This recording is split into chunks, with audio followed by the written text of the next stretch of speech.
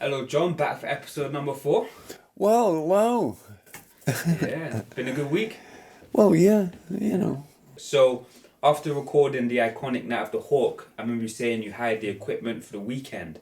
Knowing you, I know you want to make the most of it, so what do you do next? I think it was Friday. We didn't have to take the camera back till Monday, so we got 2 days. I got on to Ligotage. They were a new band. They'd been signed to EMI and got a...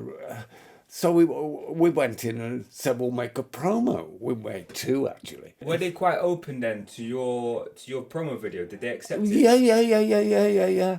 Oh, they did. They were quite welcoming to us. Becky Bondage was a star, and she was a really good-looking girl.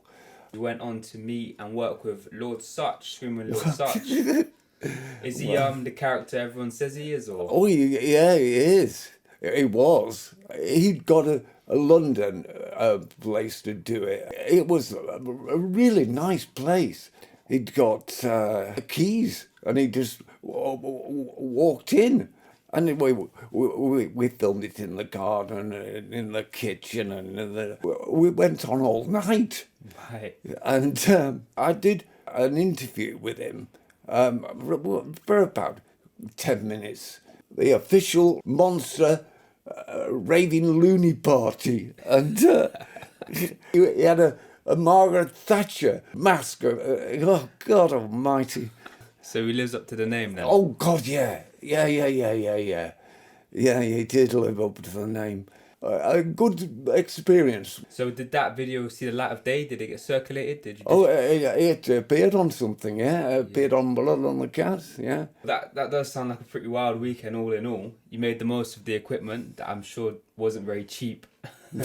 It wasn't. So yeah, what came next after that weekend? Beer Keller in Leeds, the Membranes, Guana Bats, Amiga Tribe, and Broken Bones. Amazing show with the 2 cameras, and I'll never forget we got the Membranes. John Robb was there as his star. You got all those names under your belt, and then about 2 weeks later, you came back to the same venue. Yeah. And recorded, was it Black Flag? Yeah, it was. The Newtown in Rustics, Hagar, the Womb, the Amiga Tribe. Black Flag was...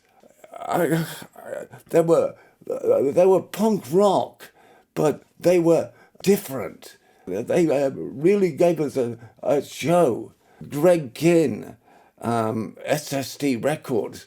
I got the only license for him. He didn't know, because he controlled everything.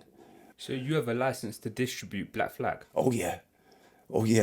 And Henry Rollins was fantastic. They're an American punk band, aren't they? Yes, they're based in LA. They were doing loads of shows in America, but they were small. I could tell they were going to be huge. Do you think that intuition you have kind of led you to working with a lot of artists who kind of were on the cusp of genres? Because I know you worked with like the Milkshakes. The Stingrays, Prisoners, Tall Boys, Guana Bats, Milkshakes. They were all an afternoon show at the Palais in Nottingham. We called it Nothing But Trash. It was punk, but it was psychobilly, but it wasn't different. Was Nothing But Trash like a compilation work from Jay That Sound? was, yeah. When we got to the Milkshakes, see Billy Childish, he was a bloody star. He's going to this day doing artwork and everything else. Bloody excellent player. Excellent. Yeah, so funny thing happened because Richard Bishop ended up turning up during the recording of the Milkshakes. Well, Richard Bishop walked in and I said hello and come to meet me and everything. And Hanoi Rocks had done a video recording of 6 months before. I was in London. £10,000 it cost. They hated it. Well, they didn't hate it, but I managed to stay and play with 2 cameras. bloody good show. And it was Michael Monroe, singer, and Andy McCoy. When I presented it to him, Richard Bishop, he said, well, the band love it. In Japanese, when they went out there, they played fantastic shows, and we got loads of footage from it. And Karen knocked it all together, and I sent it to Bishop.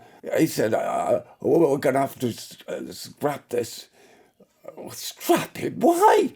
I didn't tell anyone, but I put it 300. You still distributed that video? That Oh, yeah. Richard told you to scrap of Hanoi Rocks. I didn't tell him for years. Talking about Cherry Red, looking back at their Blood on the Cats, that kind of must be the gold mine for people who love that scene. It was, in the end, it would be known as Psychobilly. This was the first of it. Cherry Red released Blood on the Cats as an album. Bone Orchard, the Milkshakes, the Sharks, Jazz Butcher. That was the first real time Karen was making a video of them. She flowed with it. She was on that. Guana Bats, Grace Timmerson, the Ghost Rider, Screaming Lord Sutch, Turnpike Cruisers, the Meteors, Living in Texas, the Folk Devils, Inca Babies, House Gang, Alias Sex Fiend. The Psychobilly became stronger. So you're saying that Blood on the Cats was actually the start of what became Psychobilly and Rockabilly and stuff? Yeah. Been a Rockabilly for a number of years back, but the Psychobilly, I think it was the Meteors. So you're saying the Meteors probably are responsible for what became Psychobilly? Well, yeah. They were the top band. Yeah. Did Jetty Sounds kind of distribute a lot of the Blood on the Cats then? Oh, yeah. Fucking hell, yeah. There's tons and tons of names there, but we can't forget about Toy Dolls and the work that you've done with them, because you have quite a special relationship with Toy Dolls. Well, yeah. I know that you're responsible for recording the iconic Nellie the Elephant video. Well, there is that. What else have you done with them?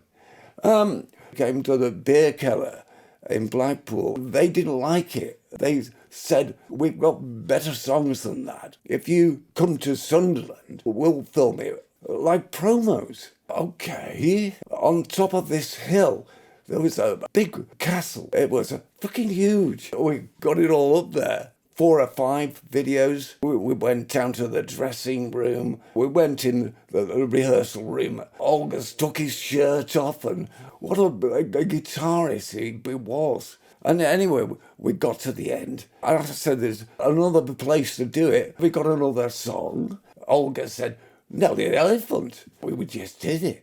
Quite wild how that was the song that could have potentially not been recorded. Yeah, if you hadn't have said, we've got a bit more tape left. Yeah. We were distributing all kinds of videos to a video jukebox. It was Christmas time. They said, well, Nellie the Elephant, we'll go for it. 1985, that's the top. So the video jukebox distributed Nellie the Elephant and they ended up getting #1 in their charts. Yeah. How many's it done now?